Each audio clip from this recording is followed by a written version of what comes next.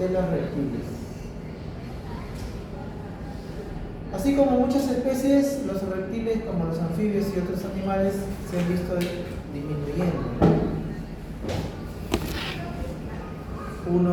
Ahora, si nosotros vemos reptiles y anfibios, ¿cuáles creen que están disminuyendo más? Anfibios. Los anfibios. ¿Por qué? Porque son más fáciles, están más a la mano para el caso. ¿Son fáciles? Están más a la mano, son más fáciles de capturar. Más sensibles a los cambios. Más susceptibles a cambios También climáticos. medioambientales, como también procesos Consumo. o actividades antropomórficas, ¿no? Como la agricultura que hemos visto. Los reptiles tienen cortezas o más resistencia, e incluso en el mecanismo de alimentación, ¿no? Una serpiente puede dejar de comer hasta 6 meses, pero eso no implica que hay condiciones necesarias para el buen mantenimiento de la serpiente, a pesar que no coma. Entonces veamos estas características. Este es el mismo cuadro que hemos visto en el caso de los países con especies animales de extinción en general, y acá vemos el cuadro que les mostré para el caso de anfibios, pero acá ya cambia la cosa. ¿Cuál es la principal amenaza de los reptiles a diferencia de los anfibios? Proyectos petroleros. ¿Cómo? Proyectos petroleros. Las actividades petroleras, ¿no? Los hidrocarburos, la extracción de hidrocarburos. Y seguido de agricultura. De ahí hidroeléctricas. Y de ahí tanto las hidroeléctricas como la minería son casi están ahí, ¿no? Y hay uno más cerca.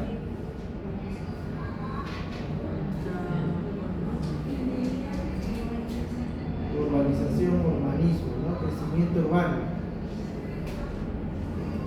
Entonces, cuando yo les pregunte en el examen cuál es la principal amenaza de los anfibios, es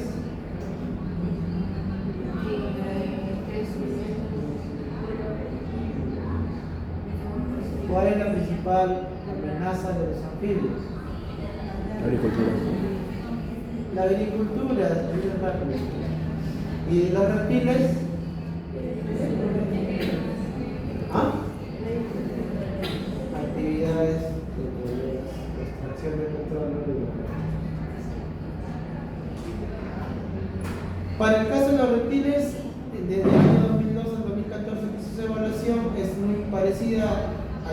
Solamente acá resalta lo que el estado vulnerable de especies que han entrado para esta categorización de conservación y el casi amenazado también, ¿no? Parece que ni siquiera han estado en la lista y ya están entrando a ser observados. De igual manera, el mismo libro rojo que se puede observar la lista de todas las especies y uno más específico para las especies de reptiles que hay en nuestro país. Para la conservación de los reptiles, en muchos de los casos, son, no digamos fraccionados, pero son estratégicamente llevados a ciertas especies, ¿no? Como por ejemplo las tortugas marinas. Las tortugas marinas no solamente viven en nuestro país, ¿no? Recorren todo Asia y otros países donde son representativas y las cuidan, y obviamente tienen que aliarse con los demás países donde pasan o se distribuyen estas especies, pero eso no implica que para todos los reptiles en los planes de conservación o cuidado.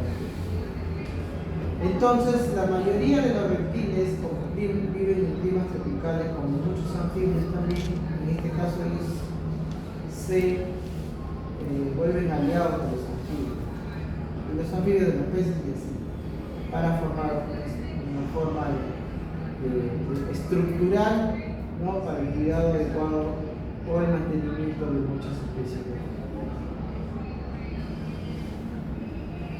En el caso de reptiles vamos a observar que tenemos 233 especies que van a representar 47% de la suborden Sauria y 228 especies de la suborden Serpentis, que va a representar el 46%.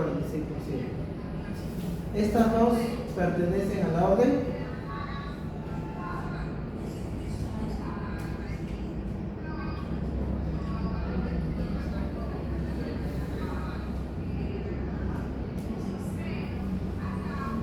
chicos, ¿qué pasa? ¿No te vas a seguir, no? Yo no te voy a seguir, ¿no? Tan rápido se olvida. ¿A qué orden pertenece Sauria y Serpentis? Esquamata, al orden Esquamata. Entonces podríamos decir nosotros que el 93% de la población de reptiles en Perú está ocupada por el orden Esquamata. Luego tenemos para el orden Cocodile con 5 especies, 21 especies para los profesor, ¿qué es ahí? Anfistaenia. Perdón, Anfistaenia. No me ha hablado de esa orden. No me ha hablado de esa población. Eso todavía está en estudio. Son especies bastante raras. Pueden buscar información, pero todavía no están clasificadas. Pero en Perú existen 9 especies que están siendo material de estudio. En los de cocodrilo que tenemos una característica adicional de los cocodilianos es que cuando cierran la boca se ve un porcentaje inferior con superior.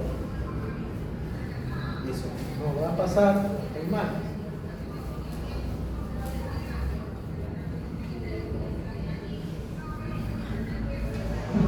Característica de los dientes, como le digo, que cuando cierran solamente se ve superior o inferior.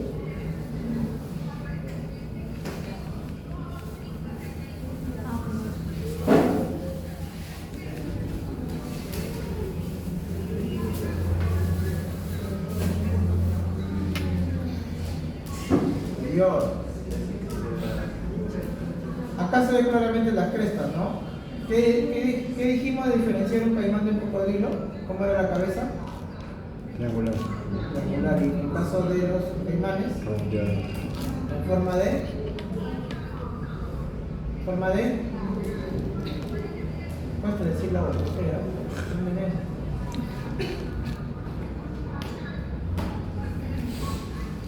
¿Quién es más grande, caimán o cocodrilo? Cocodrilo. Otra vez. La sección. En el Museo de Historia Natural del Perú existe una cabeza de caimán. Es un Melanosuchus niger, un caimán negro. Estamos hablando de la cabeza. Hay reportes, pero en la actualidad sí, la mayoría de cocodrilos es más grande que los caimanes, pero antiguamente ha visto o hay Vestigios. ¿no? Claro, hay restos. Hay restos de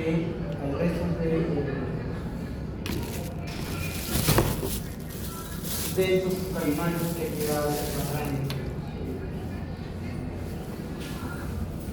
¿Qué bulla es esa? Este es el ¿Qué bulla es esa? caimán negro. Yo sí, de verdad, si tengo la oportunidad de visitar un zoológico, ya sea de Bochita, creo que acá es, no sé si en Alegría, pero acá está. Vamos a Tumbas. Es un caimán bastante interesante porque la cabeza parece de un dinosaurio, a diferencia del caimán blanco que no muestran. Vean la forma de la nariz, ¿no? la estructura de la cabeza. Es bastante todavía. Ustedes ven, si han visto películas, ustedes van a relacionar mucho. Los caimanes bastante interesantes existen en nuestra Amazonía.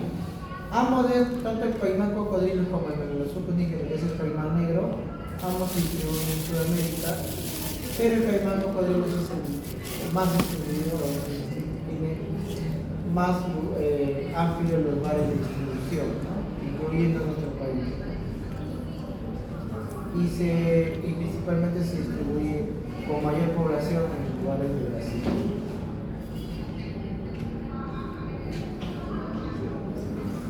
El Paleosucus palperosus y el Paleosucus trigonatus son los caimanes enanos que hablábamos hace un momento.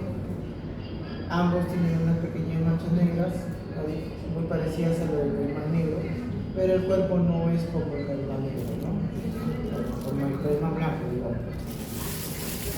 La característica de la cresta que ya mencioné, también se distribuyen en Sudamérica, ambas, no mayormente en Brasil.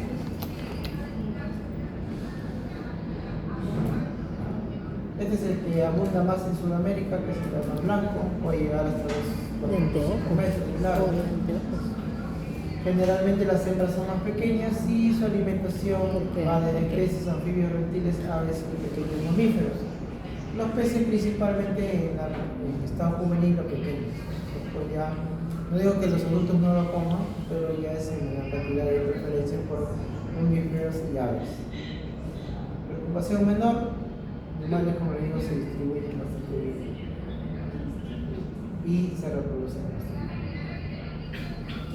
El orden de esta unidad, pues hemos hablado bastante de las características de las terrestres. ¿En qué suborden se dividen las tortugas? Para el orden de esta unidad.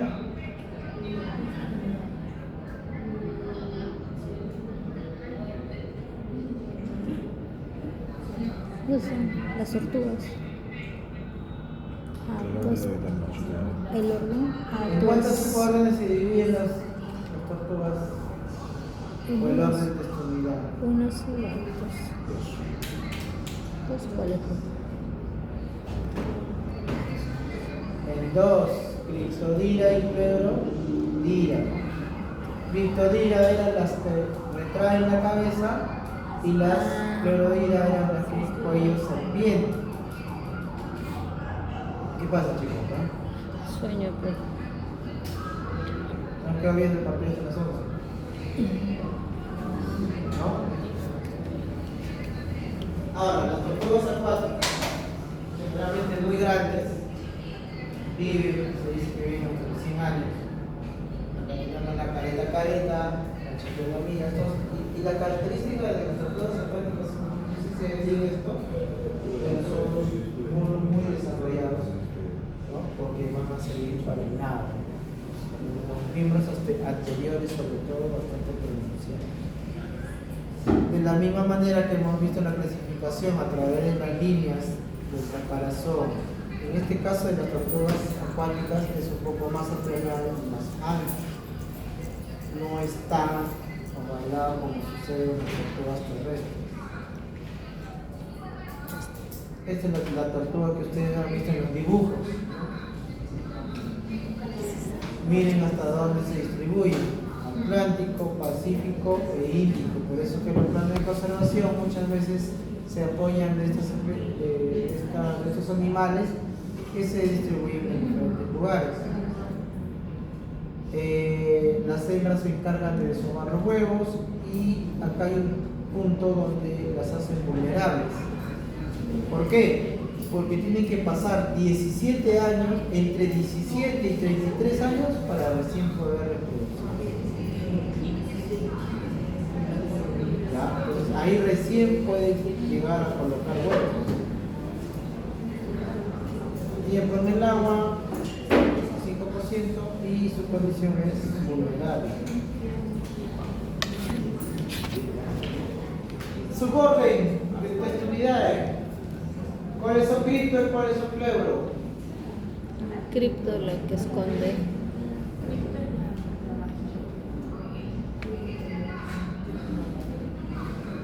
Cripto o pleuro. Pleuro. Cripto o pleuro. Cripto. Pleuro. Cripto o pleuro. Pleuro.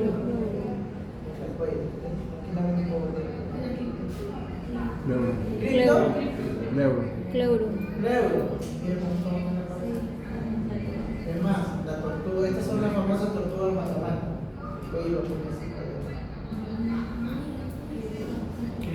Cripto. Cripto. Acá se ve, bueno, acá cuando vean su computadora para el pliegue,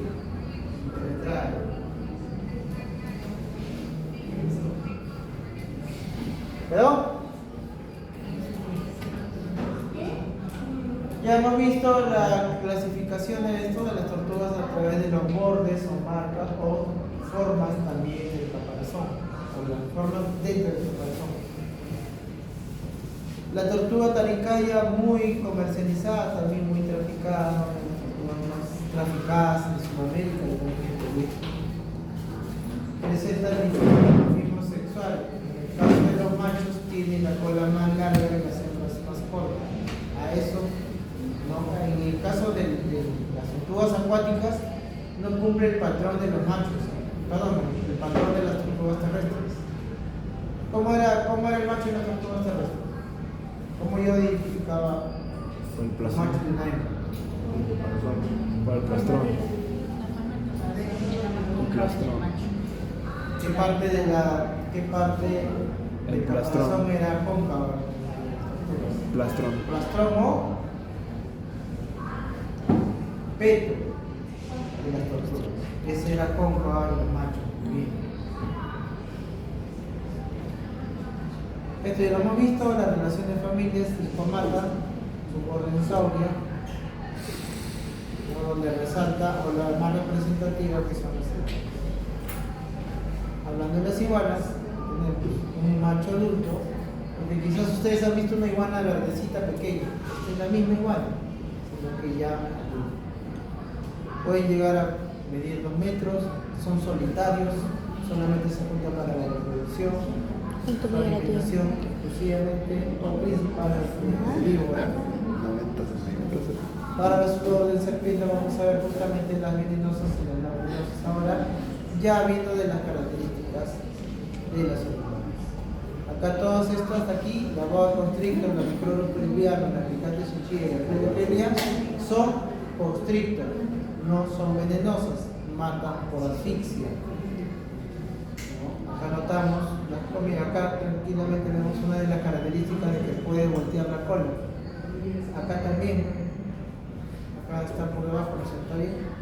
Y vemos una cara alargada. Y ahora veamos a la famosa Shushu. Acá claramente se ven los colmillos, ¿no? Miren aquí, no sé si se nota bien la cola, recta. Rígido. Y miren la cabeza. Pienso que no la veo de la parte superior, acá hay algo pronunciado, ¿no? Como una especie de cachete, que era una de las características. Y bueno, acá no se nota bien, pero los ojos también son. Esta vista es nuestro territorio, nadie se quiere cruzar con nuestra pieza. Por eso que en la selva, generalmente cuando van a salir acá, usan el machete, no para cortarle la cabeza, sino para buscar y poder encontrarla o alimentarla. Existen antídotos, depende de donde estés, ¿no? O si llevaste o no llevaste. Preguntas.